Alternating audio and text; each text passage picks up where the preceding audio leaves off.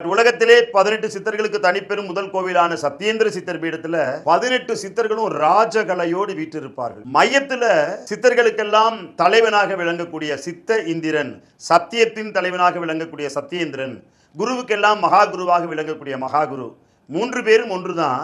அந்த ஒரு சித்தரை 3 வடிவத்தில் அங்கு தரிசிக்க முடியும். அந்த இடம் எப்படிப்பட்டதுன்னா, பக்கத்துல ஒரு சமாதி இருக்கிறது, ஜீவ சமாதி. அந்த சமாதி ஸ்ரீலஸ்ரீ ரெட்டி சுவாமிகளுடையது.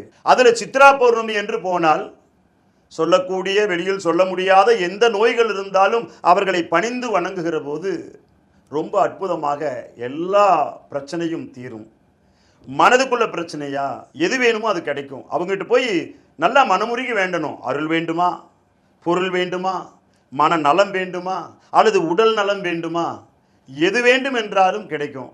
சித்தர்களுக்கே உரிய பௌர்ணமி நன்னாளில் சித்தர்களுக்கு பிடித்த ஏதேனும் ஒரு பொருள்களை கொண்டு போய் அங்கு சமர்ப்பணம் செய்து உடல், மனம், உயிர் இந்த 3ஐயும் சரணடைந்து வேண்டுகிற போது அவர்கள் வாழ்க்கையில் எல்லா வளங்களையும் கொடுப்பார்கள். அப்படிப்பட்ட வளங்களை பெற்று, சித்தர்களுடைய அருளை பெற்று வாழ்க்கையில் வாழ்வாங்கு வாழ எல்லோரும் சித்தருடைய சன்னதிக்கு செல்லுங்கள், சித்தர்களுடைய பீடத்துக்கு செல்லுங்கள், சித்தருடைய ஜீவ சமாதிக்கு செல்லுங்கள். வாழ்க்கை வளமாக அமையும். ஸ்ரீ சத்யேந்தர் சித்தர் பீடம், சித்தர் மூலிகை ஆராய்ச்சி மையம்.